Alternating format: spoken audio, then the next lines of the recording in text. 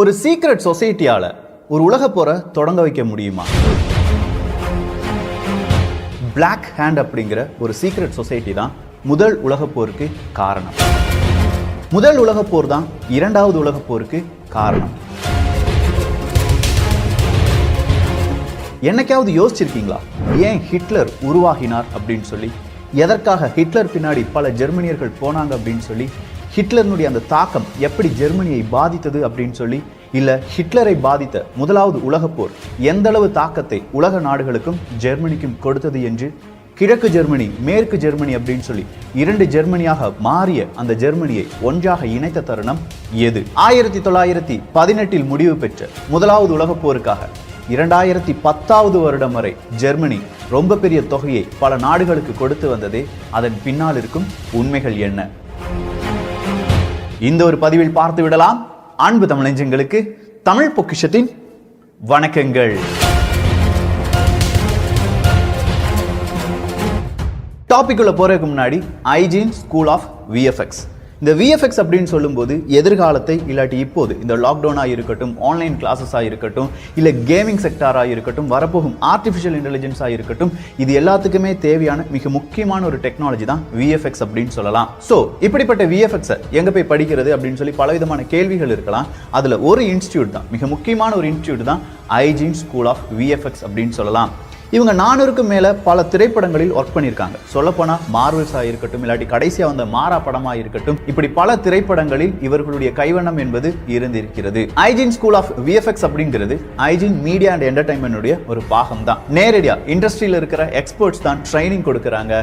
Studio லெவல்ல எந்த மாதிரியான விஷயங்களை செய்ய வேண்டும் அப்படிங்கிறத அப்படியே உங்களுக்கு சொல்லி காண்பிக்கிறார்கள். இன்டர்ன்ஷிப்பா இருக்கட்டும், சர்டிபிகேஷனா இருக்கட்டும், இது எல்லாமே செய்யறாங்க. ஸோ வரப்போகும் சில நாட்கள் iGene அவர்களுடைய சின்ன சின்ன விஷயங்கள் என்ன, அங்க படித்த மாணவர்களுடைய கருத்துக்கள் என்ன, இதன் வழியாக மாணவர்கள் எந்த மாதிரியான கோர்சஸ் எல்லாமே படிக்கலாம், இதையெல்லாம் பார்க்க போகிறோம். சோ iGene VFX கீழே டெஸ்கிரிப்ஷன்ல லிங்க் இருக்கு. கூடுதலான தகவலை அதன் வழியாக பார்த்துக் கொள்ளலாம். முதல் உலக போர் அப்படின்னு சொல்லும்போது ஒரு சீக்ரெட் சொசைட்டியால உருவான ஒரு போர் அப்படிங்கிறத பார்த்தோம். ஆனா முதல் உலக போரை பார்ப்பதற்கான ஒரு காணொளி கிடையாது இது.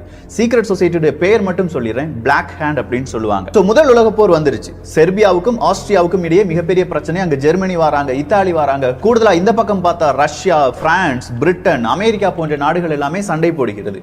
கடைசியா 1918 வருடம் ஜெர்மனி என்ன செய்யறாங்க? சரண்டர் ஆகிறாங்க. எங்களால முடியல, நாங்க தோற்று விட்டோம் அப்படின்னு சொல்லி சரண்டர் ஆகிறாங்க. ஆனா இந்த தருணத்துல ஜெர்மனி தான் இந்த போருக்கான காரணம் அப்படின்னு சொல்லி பல உலக நாடுகள் என்ன செய்து ஜெர்மனி மீது குற்றத்தை சுமத்துகிறது. அப்படி குற்றம் மட்டுமா சுமத்தினார்கள்? கிடையாது. ஜெர்மனி இந்த மாதிரியான போர் இழப்புகள் என்பது கூடுதலாக இருக்கிறது. எனவே நீ என்ன செய்யணும்? ஒன்று இருக்கிற தங்கம் அது எனக்கு தரணும். எனக்கு மட்டும் கிடையாது, 4 நாடுகளுக்கு முக்கியமா தர வேண்டும் அப்படின்னு சொல்றாங்க. சோ தங்கத்தை மட்டும் தானா அவங்க கேட்டாங்க அப்படின்னு பார்த்தா கிடையாதே. அவங்களுடைய நிலப்பகுதி 13% நிலப்பகுதி என்பதை வாங்கி கொண்டார்கள். 13% நிலப்பகுதி போயிருச்சு, நிறைய தங்கம் போயிருச்சு. அடுத்ததான் இவங்க என்ன சொல்றாங்க? நீ வருடம் எங்களுக்கு இந்த போர் இழப்புக்கான தொகையை தர வேண்டும் அப்படின்னு சொல்றாங்க. சரி, இப்படி சொன்னா மட்டும் போதுமா? இதெல்லாம் ஒரு அக்ரிமெண்டா, ஒரு உடன்படிக்கையாக மாற்ற வேண்டாமா? அதற்காக உருவாக்கப்பட்ட உடன்படிக்கை தான் ட்ரீட்டி ஆஃப் வெர்சைல்ஸ் என்று அழைப்பார்கள். பேலஸ் ஆஃப் வெர்சைல்ஸ்ல மிக முக்கியமான ஒரு கூட்டம் நடைபெறுகிறது. பிரான்ஸ், பிரிட்டன், அமெரிக்காவை சேர்ந்த பல நபர்களும் இருக்கிறார்கள். ட்ரீட்டி ஆஃப் வெர்சைல்ஸ் அப்படிங்கிறதுல கையெழுத்து போட போகிறது ஜெர்மனி. கையெழுத்து போடாதீங்க, போட்டா நம்முடைய தலைவிதி தலைகீழாக மாறிவிடும் அப்படின்னு சொல்ற பல கூக்குரல் இருந்தாலும் வேற வழியே கிடையாது. ஜெர்மனி கையெழுத்து போடுறாங்க. கையெழுத்து போட்டதிலிருந்து ஜெர்மனியுடைய பொருளாதாரம் அப்படிங்கிறது அந்த பரிதாப நிலைமைக்கு செல்கிறது. என்ன தெரியுமா அதுக்கான காரணம்? இந்த ட்ரீட்டி ஆஃப் வெர்சைல்ஸ் வழியாக பல இடங்கள் ஜெர்மனியின் கைவிட்டு போகிறது. ஜெர்மனியின் காலனி நாடுகள், ஆப்பிரிக்க கண்டத்தில் ஜெர்மனிக்கு நிறைய காலனி நாடுகள் இருந்தது. அது எல்லாத்தையுமே பல நாடுகள் பிடுங்கி சென்று விட்டன. ஸோ கடன் வேற. ஏன்னா இங்க நடந்த இழப்புக்கு எவ்வளவு ரூபாய் இழப்பு நடந்திருக்கும் அப்படின்னு கேட்டா, அன்றைய ஒரு கணக்குப்படி 40 லட்சம் கோடி ரூபாய் முதலாவது உலக போர் காரணமாக இந்த உலகெங்கிலும் இருக்கும் நாடுகளுக்கு நஷ்டம் வந்ததாம். கிட்டத்தட்ட 2 கோடி மனிதர்கள் கொல்லப்படுகிறார்கள். போருக்கு பிறகு ஒரு விஷக்காய்ச்சல் பரவுது. அதன் வழியாக 2 கோடி மனிதர்கள் கொல்லப்படுகிறார்கள். 1500க்கும் மேற்பட்ட நாட்கள் இந்த போர் என்பது நடைபெறுகிறது. இப்படி மிகப்பெரிய தாக்கத்தை ஏற்படுத்தியதற்கு எல்லாமே காரணம் ஜெர்மனி தான் அப்படின்னு சொல்லி ட்ரீட்டி ஆஃப் வெர்சைல்ஸ்ல கையெழுத்து வாங்கிட்டாங்க.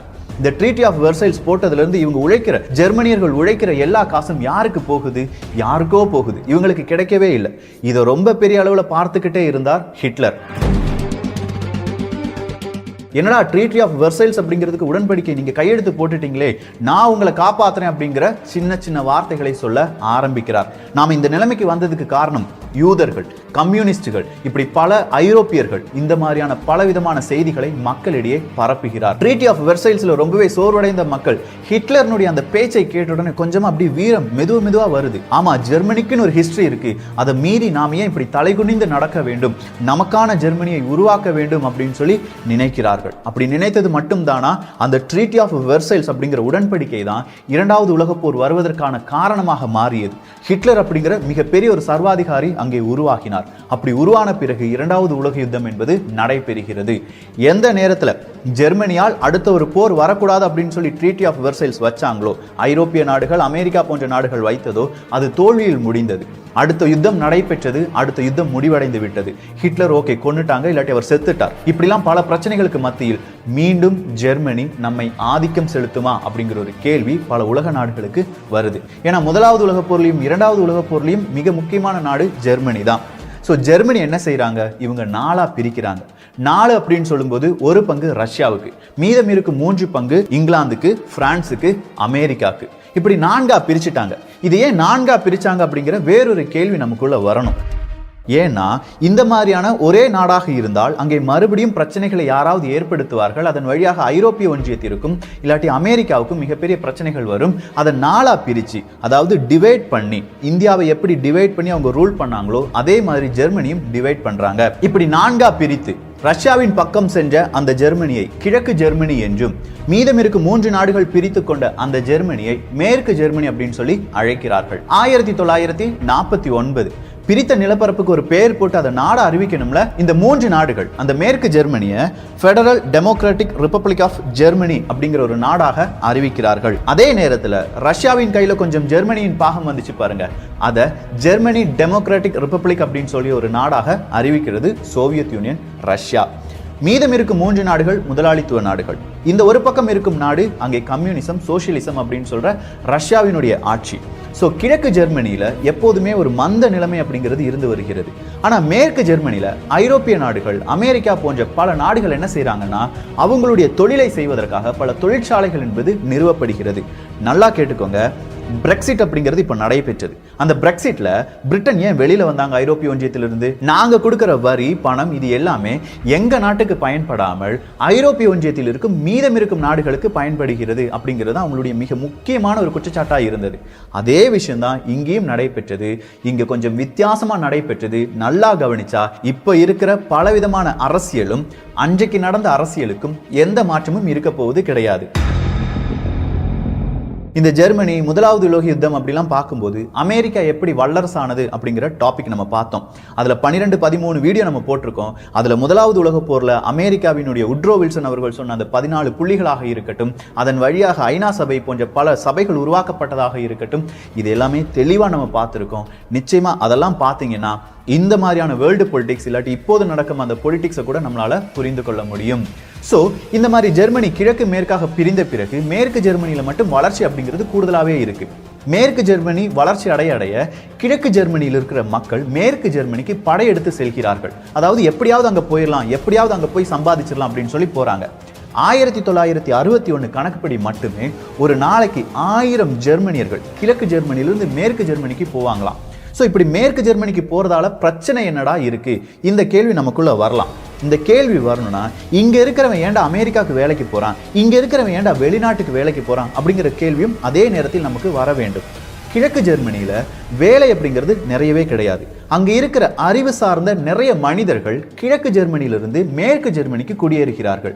ஆல்ரெடி அங்கே வளர்ச்சி குறைவாக இருக்கும்போது கண்டுபிடிப்புகளும் அங்கே குறைவாக கண்டுபிடிக்கப்படுகின்றன. அங்க இருக்கிற தொழில்நுட்பம் அப்படின்னு சொல்லும்போது மேற்கு ஜெர்மனியை விட குறைவான தொழில்நுட்பமாக மாறுகிறது. ஸோ மக்களுடைய எண்ண ஓட்டம் எப்படி இருக்குன்னா, மேற்கு ஜெர்மனிக்கு போய் அங்க நம்முடைய அறிவை பயன்படுத்திக் கொள்ளலாம் அப்படின்னு சொல்றாங்க.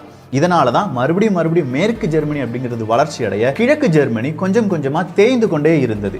இதை எப்படியாவது தடுக்க வேண்டும் அப்படின்னு சொல்லி கிழக்கு ஜெர்மனியுடைய அப்போதைய ரஷ்யாவின் கட்டுப்பாட்டில் இருக்கும் ஒரு அதிபர் விரும்புகிறார். அவருடைய பெயர் நிகிதா குர்ஷேவ் என்பவர் தான்.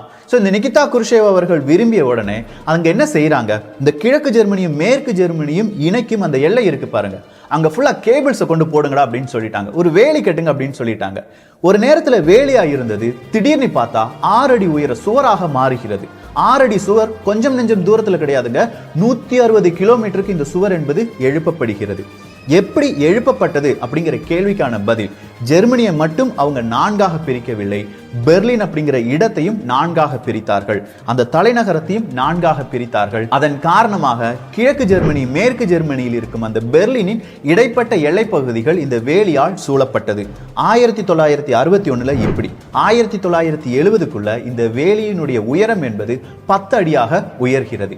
இததான் பெர்லின் சுவர் என்று அழைப்பார்கள், பெர்லின் வால் என்று அழைப்பார்கள். இந்த பெர்லின் வால் தான் பனிப்போர் அப்படின்னு நம்ம சொல்லிட்டு இருக்கோம் பாருங்க, அதாவது கோல்டு வார் அப்படின்னு சொல்ற அமெரிக்காவுக்கும் சோவியத் யூனியன் ரஷ்யாவுக்கும் இடையே நடைபெற்றதாக நாம் சொல்றோம்ல ஒரு 50 வருடங்களாக, அதற்கு காரணமே இந்த ஒற்றை சுவர் தான். சோ பெர்லின் சுவரை கட்டிட்டாங்க. அதன் பிறகு என்ன நடைபெறுகிறது, எங்கேயுமே போக முடியாது. எங்கேயுமேனா கிழக்கு ஜெர்மனியிலிருந்து மேற்கு ஜெர்மனி, மேற்கு ஜெர்மனியிலிருந்து வேற உலகத்துக்கு இல்லாட்டி வேற நாடுகளுக்கு.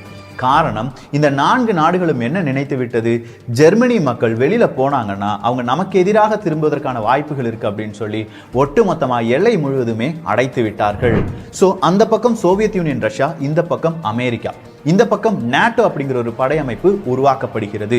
உங்களுக்கு நல்லா தெரியும், சோவியத் யூனியன் ரஷ்யாவுக்கு எதிராக உருவாக்கப்பட்ட அமைப்பு தான் நேட்டோ அப்படிங்கிற அமைப்பு.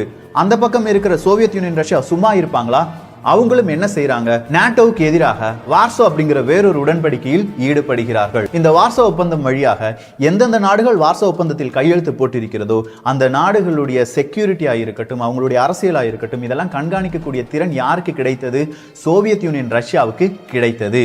நாட்கள் செல்ல செல்ல செல்ல சோவியத் யூனியன் ரஷ்யா கொஞ்சம் கொஞ்சமா அவங்களுடைய பொருளாதாரத்திலிருந்து வீழ தொடங்குகிறார்கள். இப்படி வீழ்வதற்கு மிக முக்கியமான காரணங்கள் பல இருந்தாலும் இந்த நேரத்தை பயன்படுத்தி கொள்ளலாம் அப்படின்னு சொல்லி சோவியத் யூனியன் ரஷ்யாவுக்கு கீழ் இருக்கும் நாடுகள் விரும்புகின்றன.